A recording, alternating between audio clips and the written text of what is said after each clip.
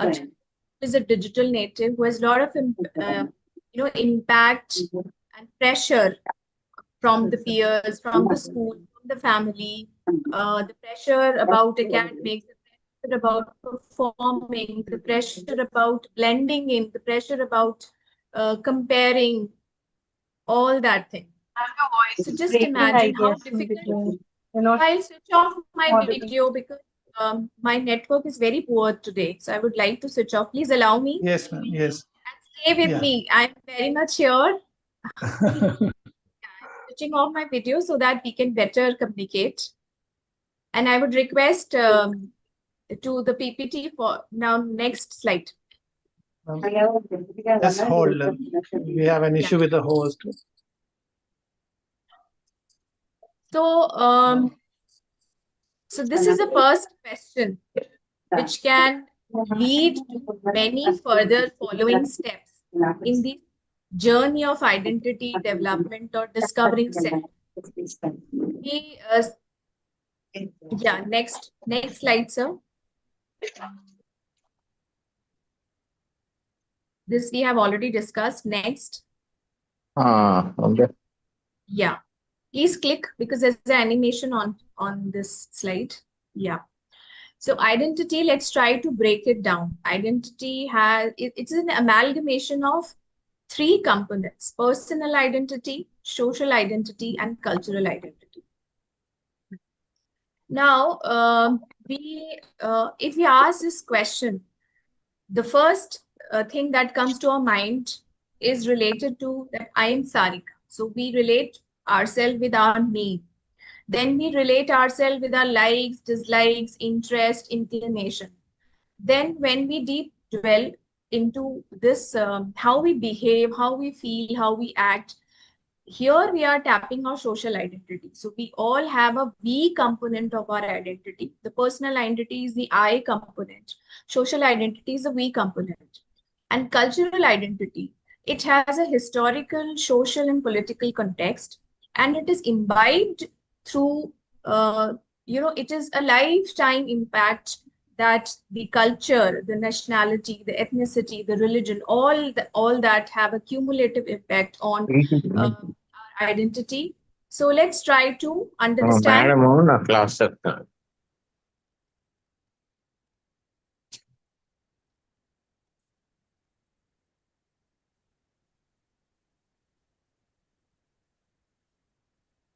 Now I want to discuss the first component, the personal identity. I'll request kindly move. The audience will silent, please. You are disturbing the speaker. Mute yourself. Personal identity. I would like to discuss the personal identity first. Let's move on to the next slide.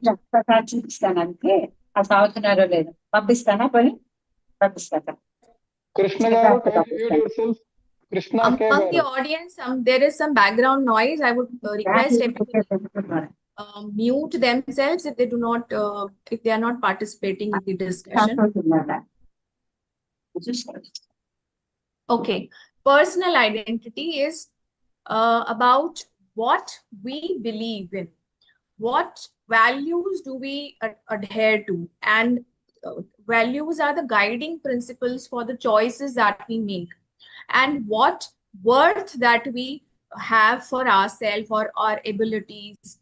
So the first component comes from the sense of self-worth, so which is developing in a teenager. So the questions or the statements like I am creative, or I am introvert, or I am, like somebody said, I am a genius. So these come from the sense of self-worth. Okay, and during the journey of identity development, we keep trying to authenticate and make a very stable sense of this self-worth. So this is how identity develops in the personal domain. Now, these statements like I am interested in music, or I am good in music, or I am good in dance, or I do not like maths, or I have an inclination towards arts. These are the statements which also come from the personal domain and which are centered around the educational and academic and the career choices that we make, or the career preferences, or the academic inclinations that we have. So a teenager tries to figure out the self-worth by experimentation, by trying out new things, new roles, and the interest through the association he or she finds in the choices which are offered and available in the surroundings.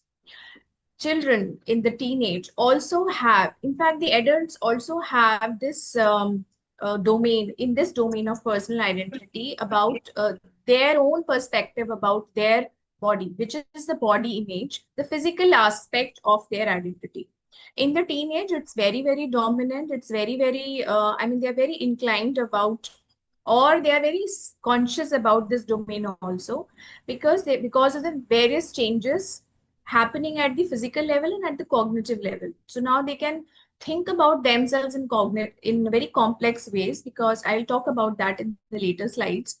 So I am beautiful, or I am ugly, or I do not fit in, or I am smart, or I am handsome, or I am ugly, I have a flat nose, or I am short, I am tall. These kind of statements come from the domain of personal identity only. Let's move ahead, sir. Let's now talk about the social identity. Yeah, social identity. We also associate a lot with our society, our family. We get a lot of perspective from the family members around, from the friends, from the colleagues, which determines the social identity. Now, here I want to ask you questions, and I want you all to participate. Then only you will be able to understand why this picture of a cricket match is used there in the slide. Tell me one thing, when Indian team, Indian cricket team, or for that matter, Indian football team or hockey team is playing on the ground, and especially when they are playing against Pakistan, what kind of emotions do we experience? Anybody? I want one of you Sense to of belongingness, like we are related to this team and yes, if we belong to our country. yeah. Also, And we feel that they should defeat Pakistan. yes, Oneness, someone, and unique, oneness, unique, oneness. And Yes. tell me one Ownership. thing, do we actually go and play on the ground? No, the team players are playing over We there. feel proud as if we are playing and they are playing for ourselves. Yeah, We are we one. feel proud, and mental, also, mental attachment, ma'am. yes. So this perceived belongingness, this brings out a lot of emotions within us. Am I right? Please type yes if you are relating to it. Type yes in the chat box if you relate with this experience.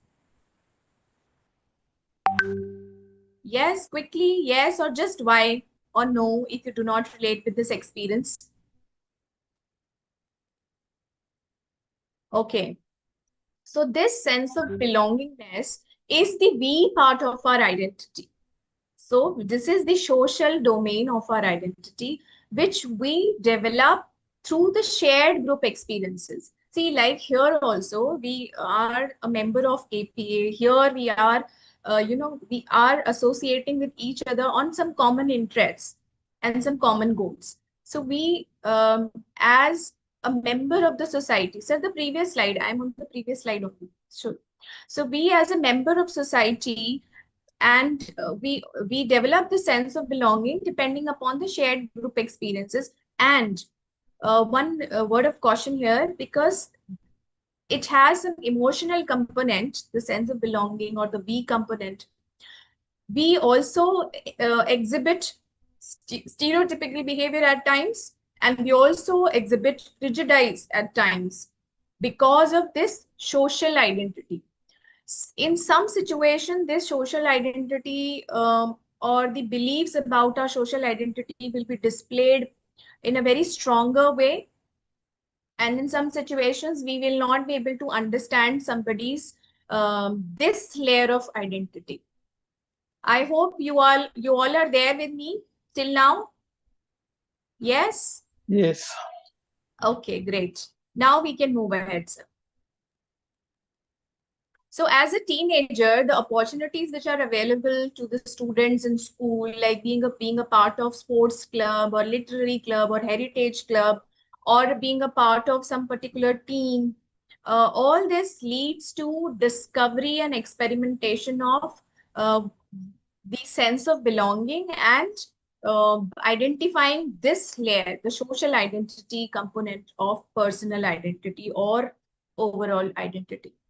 Now, coming to the cultural domain, as I mentioned, it has historical, social, and political context. We cannot, delineate ourselves. We are social animals. We cannot delineate ourselves from the culture, from the ethnicity. So there is a cumulative impact of nationality, ethnicity, religion, traditions, culture, even belonging to a particular generation, like we call the Gen Z, and we can, like I am from the 70s and 80s. So we have different kind of experience while growing up, which has a lot of impact on the developing identity, which we still carry. And if we see, gender is also a very important component of cultural identity.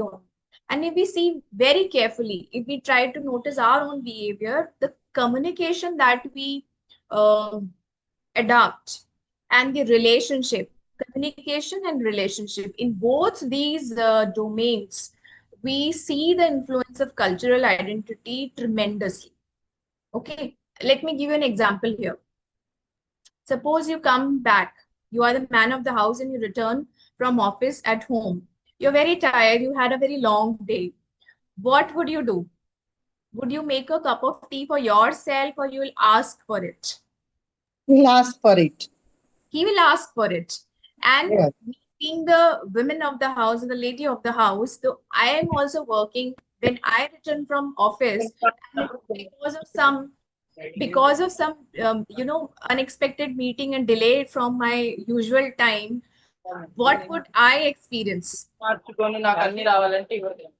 You will be feeling Please, that, hope the he should ladies, make the tea for you. tell me what in this scenario you would experience.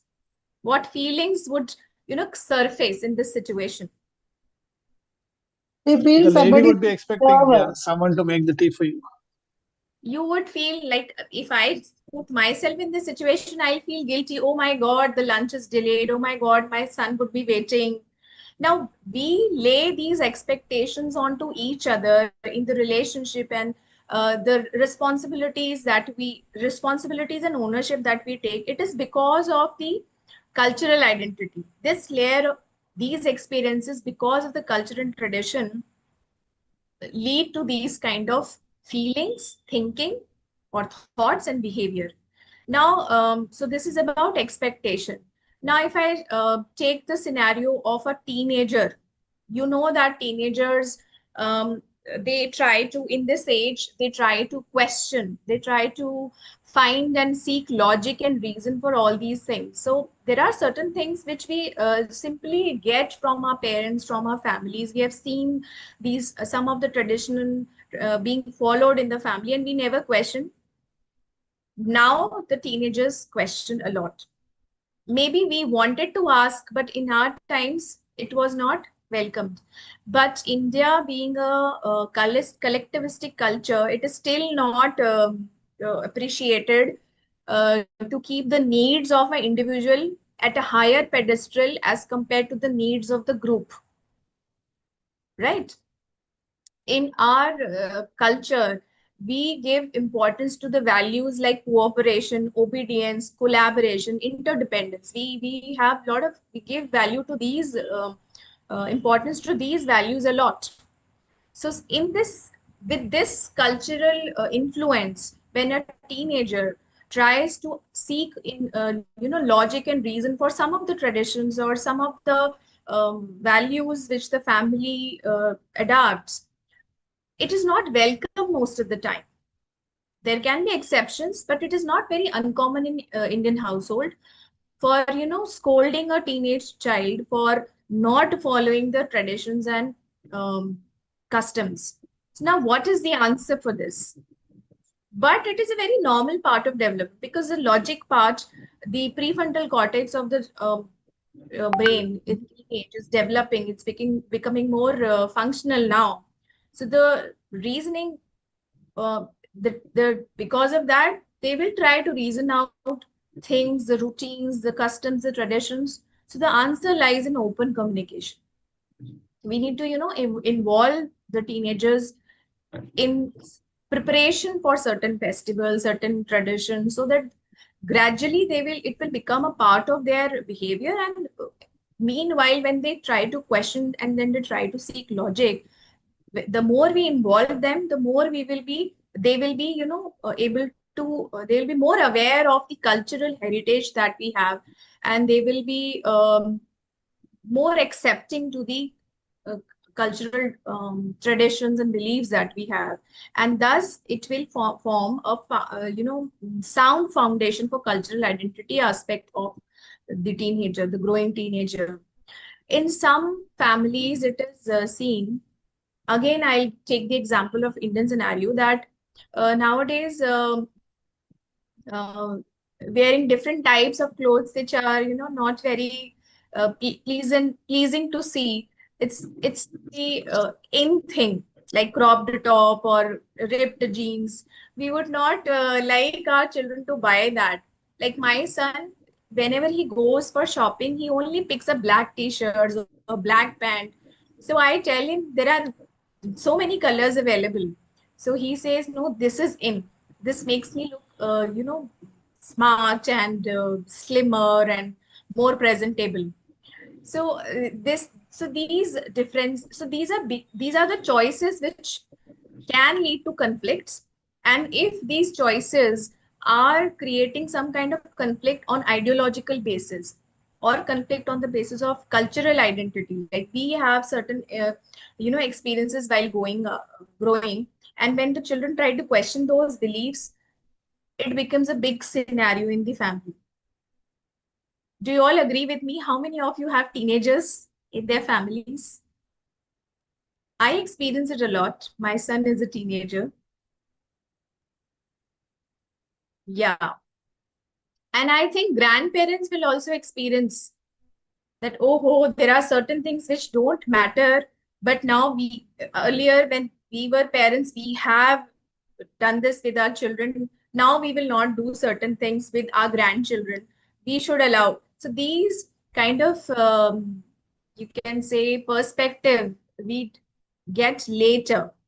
But when we are in that situation where the teenager is trying to confront you directly on this particular ground, when they are questioning your traditional traditions and beliefs, it becomes very difficult to, handle it. So the answer lies in open communication and more accepting, and sit in a say and being non-judgmental. Provide them safe and non-judgmental space for their queries to be expressed. And we should, it shouldn't become a shouting match. It should be the communication should always be done in a, equal way, that when the other person is also able to hear out your logic, and you are also able to give your logic in a manner that there is less of emotions and more of facts. This is what I believe. Let's move on. So I hope the three components of the identity are clear. Shall we move on to the next slide, sir? Yeah.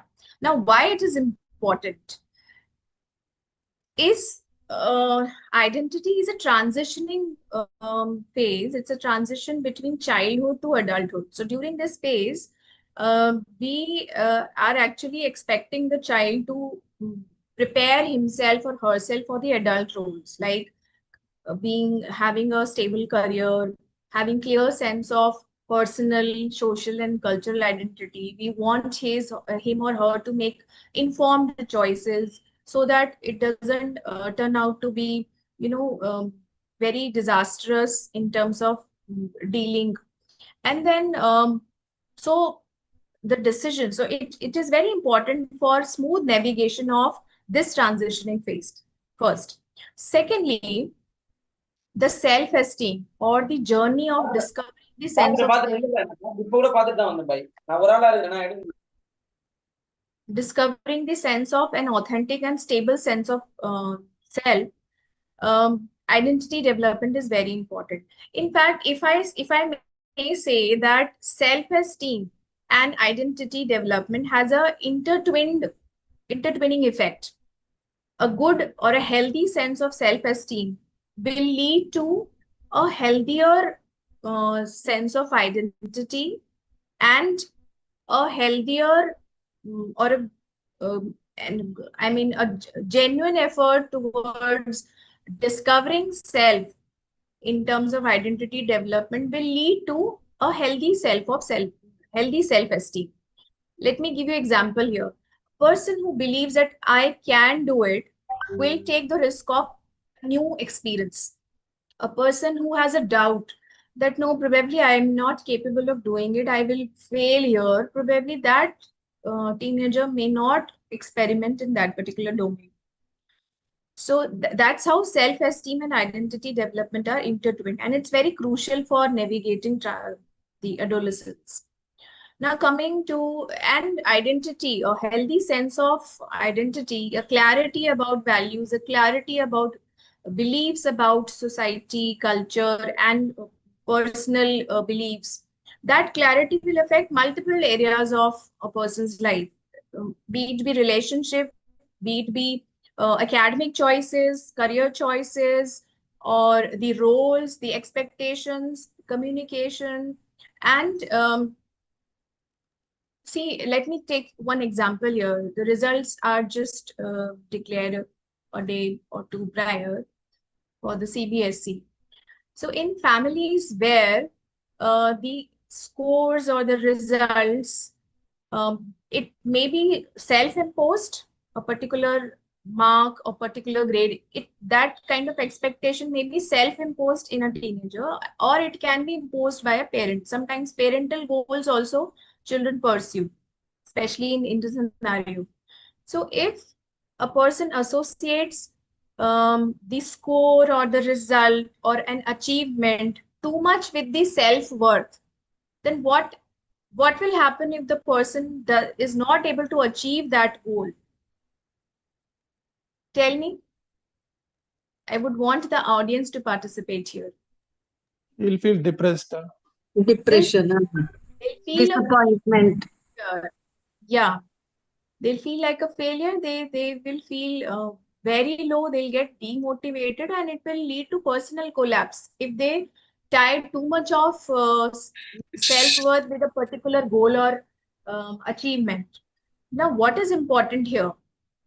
If a person knows that this is just one aspect of my personality, it is just one aspect, or it is just the journey where I'm trying to figure out whether I am able to do it or not, whether what skills do I have to develop to actually acquire this achievement or this particular goal, then that kind of understanding, which will develop through this process of identity development only, that will lead to so this kind of approach, which we refer to as growth mindset, trying to focus on the appreciating the efforts, appreciating the learnings from the failure, even from the success, not laying complete significance only to the achievement of a goal or a outcome only.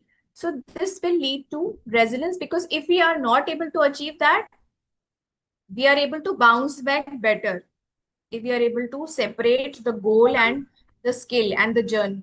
So we are able to bounce back better in these situations, and this is nothing but a better resilience and better mental health. So identity has a foundation in mental health also. So a better and sound mental health also leads to the journey of identity development. So this is how this process of identity development is very, very crucial during teenage. Because see, tell me, I want to ask you all, whatever choices you made in the teenage or in young adulthood, do you find there is some change? Like if I talk about your food preferences also, if I talk about your preferences, the clothing preferences, or the kind of books we read now and the kind of books we used to prefer earlier during teenage or in our youth time, is there any difference in your choices? Yes or no? Yes. Yes. Yes. Yes. So we keep evolving. So our identity also keep evolving. But the foundation is laid during the teenage. That's why in this age, and you all must be aware of the famous psychoanalyst Erik Erikson.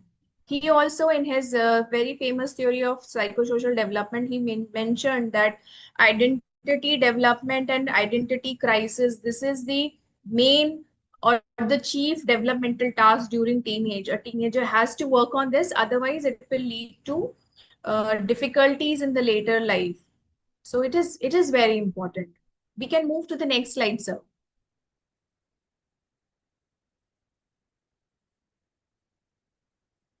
Yeah. And we experience that children in teenage become highly dysregulated, which is evident in the mood swings, in the high reactivity when we try to communicate with them, or when they try to communicate something to us, they become very sensitive in many scenarios. So emotional dysregulation and heightened self-consciousness is a very predominantly observed behavior during adolescence. Now, why heightened self-consciousness? Because of the physical changes happening and because of being clueless about many of the aspects of the identity, they become highly self-conscious. Now, I want to ask one question here. Try to listen very carefully. Suppose you buy a new refrigerator. Okay. Are you all with me? Are you listening? Yes. Yes, madam. Yes, madam. Suppose Yes, you yes, buy we are a new listening. refrigerator, a washing machine, or any appliance for that matter, after unboxing it, what is the first thing that we do? Do we read the user manual or we start using it? No, No, we we need start using it. Plug it. the manual. Plug it to the Using it. mains. Pardon? Plug How it to the many- mains. Plug it to the mains before reading the user manual. I am one person who would like to read through the user manual multiple times. Every time suppose I'm using a new microwave, I would like to, go through the user manual again and again to understand the functions and understand how optimally it can be used and it can function better. So let us try to understand the neuroscience behind the developing adolescent person. So the next slide. Yeah, the neuroscience. As we all know, the puberty makes the onset. It is the onset of adolescence. Now, during puberty, there are so many hormonal changes happening, and because of the hormonal changes, um, we see the physical changes in the body, and we also see the behavior pattern, which is very clearly observable during the change in behavior, the change in physical appearance. It is observable during teenage. Now, there is one term used here, HPXs. You must be aware of it, but I would like to highlight it again. The hypothalamus, pituitary, and the adrenal axis.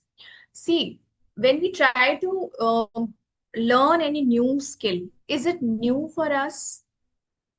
Or is it difficult, or is it easy? I want you to participate. When we try to learn a new skill, or when we try to do a new thing, suppose I'm trying to drive, I'm trying to learn how to drive a car. Initially, the initial 2-3 sessions would be, how would it make me feel? Will I be too Little relaxed, or anxious I will No, find it no, very no. Very, very difficult? scary sometimes, anxious. Yes. Initially, Curious it and will be difficult. anxious. Yes. So when I say children or the teenagers, they experiment, they try to explore, they try to, try out new things, new experiences. So don't you think it will be stressful for them? Yes or no? Definitely. Yes. Very stressful. So this HPA-axis in a way is a stress detection system. It's a communication system in our brain which tries to detect and react on any stressful situation that, in our surrounding. It may be a new experience. Suppose I go skydiving. I have made that decision myself, but I know it is risky, but I know it's not easy. How will I feel? My heart will be racing and maybe I'll be shivering. So my body will take it as a stressful situation. So since the teenager is trying so many new things, the HPA axis is very, very active during teenage. And this makes them hyper reactive. This gives the reason for the reactivity. And this also gives the reason. So a combination of surge of sex hormones and the activated HPA axis gives the answer for this emotional dysregulation and the heightened self-consciousness, because they also experience themselves changing. They feel that everybody else is also noticing the changes happening in me. So they become very, very conscious about bad hair days. I have been contacted by parents of class 5th, asking that my child, a girl child, she is not interested in studies at all. She doesn't want to play with any of her friends. So I asked her, what makes you think that she is not interested in studies? Have you observed something? Is there anything in particular she talks about or she shows her interest in? So the mother says she's in just class 5th, she's this small, and she is saying that please take me to a beauty parlor. I want to get my hair, waxed, and I want to get my eyebrows plugged. So this created a, red flag for the mother, saying what has happened, what has gotten into my child, why is she behaving like this? Nowadays, because of the changes in the lifestyle, we see the puberty striking very early. We see and because of the media, because of the exposure, we see a lot of bodily changes happening at a early age. Therefore, because they are not, the brain is not that developed to interpret these, so they become even more conscious. So the heightened self-consciousness is a mixed output for this surge of sex hormones and the HPA axis. Are we all here together? Now let's talk about the changes in the brain. Now coming back to the new appliance that we have bought a few minutes earlier, new refrigerator and a new microwave or a new dishwasher. So what do we do? When we buy a new appliance, do we create a space for it in our house? Yes. So that it functions at its best and we can utilize it with ease. So when there are so many new experiences being undertaken by the adolescent, don't you think there will be a lot of remodeling, restructuring happening in the brain also to understand those experiences? Yes. So a lot of restructuring at the neural level, at the brain, in the brain, that is also happening during adolescent. So this, and one more thing, there is a change in the neurotransmitter system also. The major role of dopamine and serotonin, because of new experiences, sometimes the experiences are pleasurable for them. So there's a surge of dopamine and they want to seek those pleasurable experiences again and again. So these kind of changes are happening. Now, puberty also initiates intense learning. So it is, I have read an article on LinkedIn which says that adolescent is a second window for learning because of this neuroscience. We must capitalize these changes and we must provide a lot of opportunities for the teenager to experiment, to explore, and we should provide a safe and non-judgmental space where he or she can express himself and herself, the issues, the concerns, so that he or she can make better sense of his identity and he can find better answers to the question, Who am I? Let's move ahead to the next slide, sir. Yeah. So you need to click again. It's on animation. Influencing factors. As we know that there are layers to it, to the identity, the personal identity, social identity, and the cultural identity. So there are factors which influence at the personal level and at the societal and cultural level. The personal factors can be self-perception, how we perceive ourselves, what we think about ourselves, about our capabilities, about our interests and inclinations. A person who has clarity about his or her internal values, choices he or she makes, will be confident in those choices because guiding values are nothing but the guiding principles. They are like the light at the lighthouse, which gives direction to the ship sailing in the sea. So the more clarity we have at the in the internal value system, the more clarity we have in the choices we have, more, we get more confidence to explore.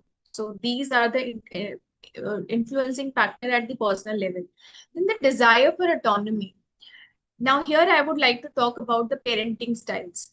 The families in which the parenting style is such that they expect obedience more. They value obedience from the child more than expression or then asserting his or her own choices. In that cases, we see the desire for independence, the desire for autonomy would be lower, which is not a healthy, which is not a good scenario for discovering your own identity. So the more stronger the desire for autonomy and independence is, the more better choices a teenager can do.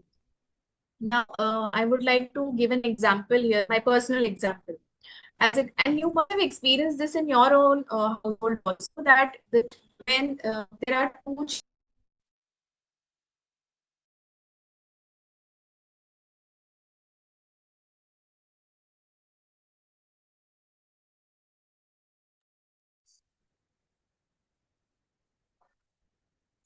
Sorry, we need to wait.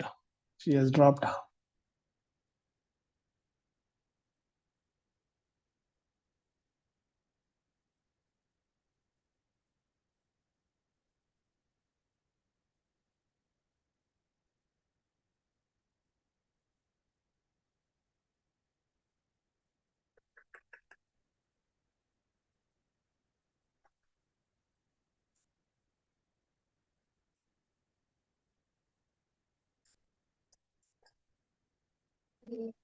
Sudha ma'am, good evening ma'am. Sudha Ramani ma'am. Yes, I'm here only. Yeah, ma'am, are you sharing any PPT ma'am? Yes, ma. Okay ma'am, okay. Let's, after this session, just I wanted to know because I think speaker has been dropped. Oh. So meanwhile, I wanted to contact you ma'am. Thank you Oh. ma'am. Yeah. I'm back. Welcome back ma'am. Yeah, it was because of my poor network today. Anyways, I'll try to, fast forward it. So I hope the personal influencing factors are clear. Now talking about the experiences and expectations, the kind of experiences we have at the familial level, at the societal level, at the cultural level, and the background that we have in terms of socioeconomic class, the generation, the exposure to educational and career opportunities, all this leads has an impact on developing identity of a teenager and the expectation that we put upon ourselves, the self-imposed expectation and the parental and the societal expectation also have a tremendous influence on a developing identity. Am I audible to everybody? Yes, ma'am. Yeah. Yeah, Yeah, can we audible. move to the next slides?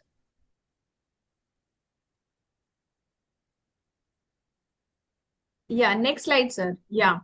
Now, Yeah, what are the modern modern day science. challenges? We all know that, yeah, we all know that social media has become a very easily accessible platform for teenagers and for others for self-expression.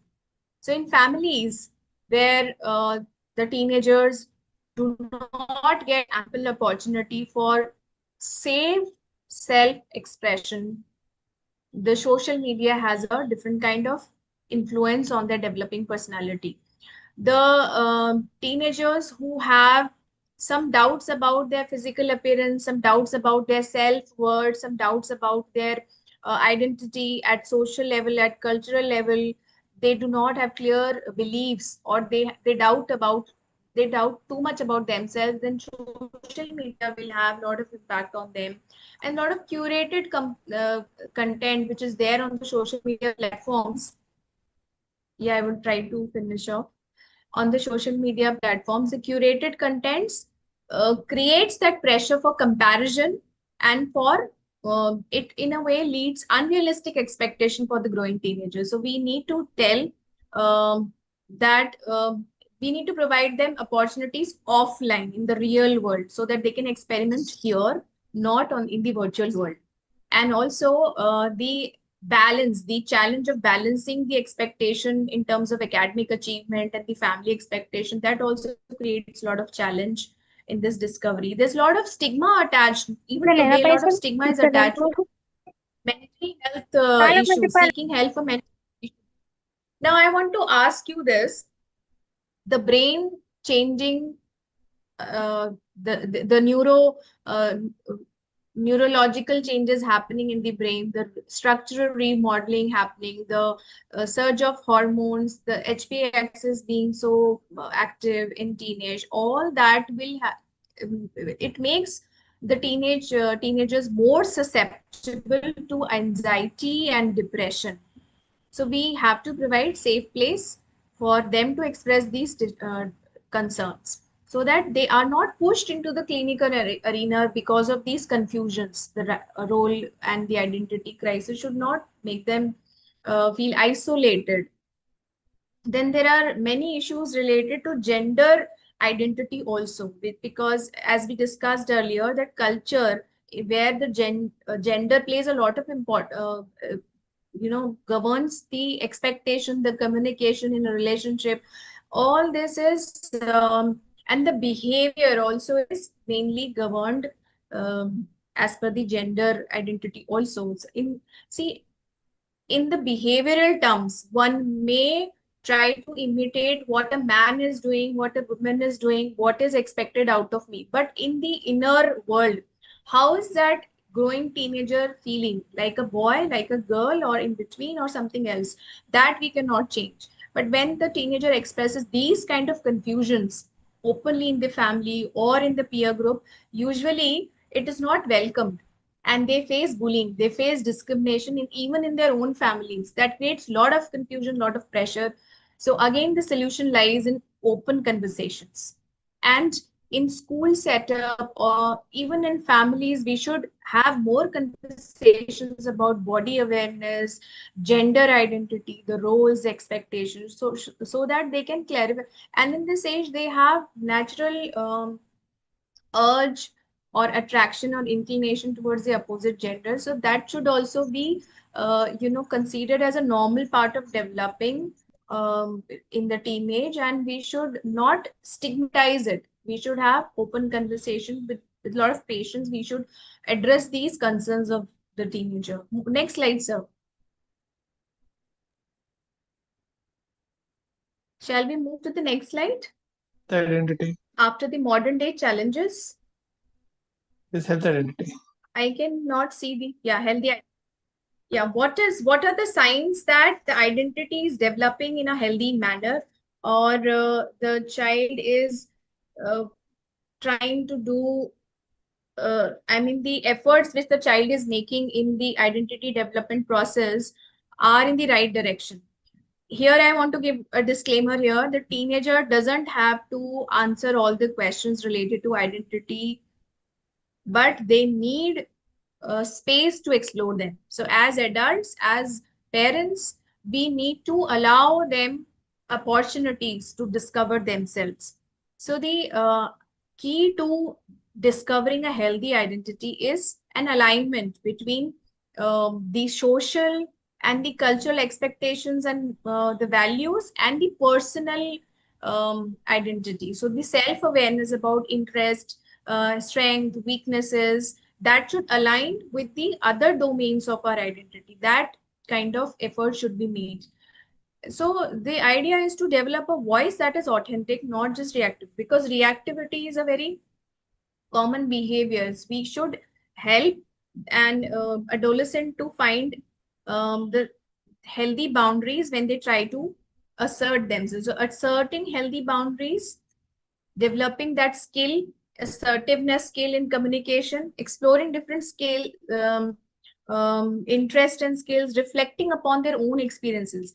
The amygdala makes them reactive, but the prefrontal cortex, which is responsible for the executive functions like planning, prioritizing, organizing, decision making, that is developing now. The prefrontal cortex of the brain is also developing now. So they have now the capability to reflect upon their own experience. They can think about self in a complex manner. They're capable of doing that.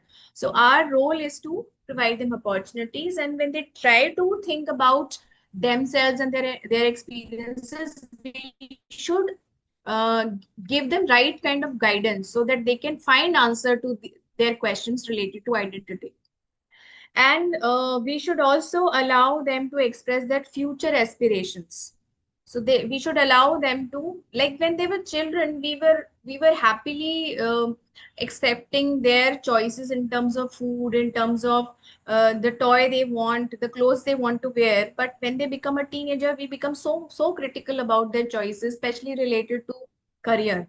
I'm experiencing it. That's why I'm giving this example. So we should allow them to express their future aspiration with confidence, even if the choices are vague. We should help them make those choices clear. So that will lead to healthy identity development. And flexibility. How well can they adapt to the changing environment, to the experiences, whether good or bad. So these are the signs for healthy identity. Now let's move to the red flags. So next slide. When we see drastic personality changes, like a person, a teenager who was outgoing, but now is withdrawn and uninvolved. He or she was very enthusiastically participating earlier in school activities and competition, in classroom interactions, is now uninvolved and now not ready for any new experience. When we see these kind of drastic changes, we should take it as a red flag. We should not consider it a normal, mood swing or normal emotional dysregulation. We should take it as a red flag. The low self-esteem. Self-esteem, as it is for anybody, for adults also, it's not a stable thing. Sometimes we are very confident in certain situations. In certain situations, we feel very unsure. So that's normal. But when there is a persistent low self-esteem, yes, ma'am. And persistent low self-esteem can lead to behaviors like self-harm and even substance abuse, because they are not able to overcome the peer pressure or finding right environment for expressing their concerns. This can lead to self-harm behavior and substance abuse and addiction. Next slide. I think that's the last slide. The next slide is the last slide, hopefully.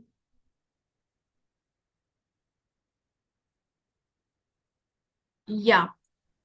I want to ask one question. If there is a very important project, what do we do with it? Do we take it on a high priority, topmost priority, or do we delegate it to others?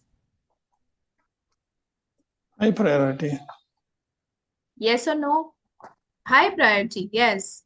And if we are not able to find answers, if we are not able to find answers to a particular aspect of that project, suppose a difficult concept is there or a new word is there, what do we do?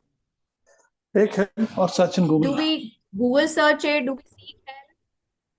Yeah, we search we- it, we seek help, we ask the teachers. Yes, ma'am. So we try to deal with those difficulties because the aim is to complete that top priority project. So identity development is a top priority project because it is the developmental task. It's very important part of the teenage. So what should a teenager do? They should try to take charge of this process. How we can do that, how a teenager can do that, or how we can guide. First, let's deal with the physical domain. So let's keep ourselves active. So we should encourage the teenagers to be physically active. They can go for walk, they can go for running, they can join some sports club, learn some skill. And diet, healthy diet is also very important, but because it has a direct impact on physical development as well as cognitive development, because brain also requires certain particular specific nutrients. So diet also should be taken care of. Sleep also should be, the sleep hygiene should be maintained. Life skills like decision making. Tell me one thing, if I have a ability, suppose I have a ability to make a very good dish, I can make a very good dish. How will I be able to, polish that skill of mine? Yes, please. When I Repeatedly practice doing it it, more. if I Yeah. don't, Yeah, yeah, so the practice, more I do practice, it, practice. I'll be practice. So the life skills like decision making, planning, prioritizing, communication in relationship, understanding others' perspective, which is very important in developing a stable sense of self. So understanding others' perspective, which a teenager is able to do because of the development of prefrontal cortex. So we should provide them opportunities to talk about it and explore these. And in the picture where the traffic light is there, in the future aspect, there is a fourth light also, which is about reflective thinking. Red is stop. When you are very confused, just stop. When you feel that it is, I may react, stop. Orange is think about it. Green, then take action. And the white light is reflect upon your choices, reflect upon the actions, whatever experiences you are having, reflect upon it, think about it in self-reflective manner. And when you are not able to find answer, please do not hesitate in seeking professional help. We should remove that kind of stigma. In fact, as parents also, we should try to encourage children. I have seen if a child is sent to a counselor, the parents do not like it. That why my child was referred to a counselor? What is the problem? He has not gone mad. We still face that kind of stigma. Okay, they only focus on performance, result, academic output. So we should normalize seeking help. Next slide, sir. I think that's the last slide. As parents, how can we support the sir? Yes, we have to model identity security. Usually, in the name of quality time or spending time with children, we try to preach, we try to command, we try to control them. But that is not quality time. The quality time is about reflecting your own identity so that they feel secure in expressing their own identity and choices. So that we can do that by uh, facilitating open conversation where we also express our concerns or our experiences we can share while we were growing. Suppose I'm dealing with a tough situation in office. Usually, especially men, they do not share those experiences at home. We can all make out that there is something wrong at the office front, probably that's why the father is behaving like this, or that's why my husband is mostly in a particular state. So children, as a family, we do get those vibes and we can understand. So we should reflect upon our experiences in our, with our children also, so that they know that our parents are also work in progress. They are also trying to figure out many things in their world. We are also trying to figure out many things in our world. So that's okay. This is how we figure out answers to our questions. Next slide, that's a quotation, and then I would end it. identity is partly heritage. It is partly upbringing, but mostly the choices we make in life. With this, I would like to end this conversation, and I'm open for any questions. Thank you so much for that patient listening and your participation. This is my contact info. You can stop sharing, sir. Thank you so much. Good evening, madam. Good evening, sir. Ma'am, can I ask? Ma'am, your session is awesome, madam. I am just Thank you. asking, please repeat the signals importance. Red color. Red flags. Yes. Acha, now and then future. See, the traffic light, I just use it as an analogy here. Stop. See, when we feel dysregulated, when we do not know what to do, when we feel there an urgent need to react, we should stop there, because it is better to respond. And how we can respond? By thinking. So the orange light denotes the need to think. And when we have thought through that situation, the possible responses we can give. And in teenage, many a times children make those choices which can have long-term damaging effect, which is irreversible, like the use of substance abuse or sexual promiscuity. So these kind of choices, because of certain peer pressure or because of certain frustration or some confusion. So the fourth light is the white light, which shows that the teenagers should be taught to reflect upon their choices. Have I answered your question? Yes, yes. Can you please display your contact number or email ID once again? Thank you, ma'am, once again. It's in the slide.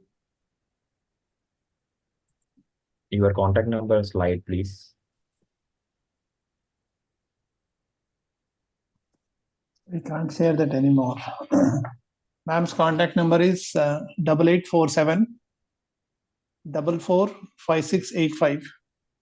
I repeat, it is 8847 445685. Yes, thank you, sir. Thank you, sir. I'm typing my WhatsApp number also.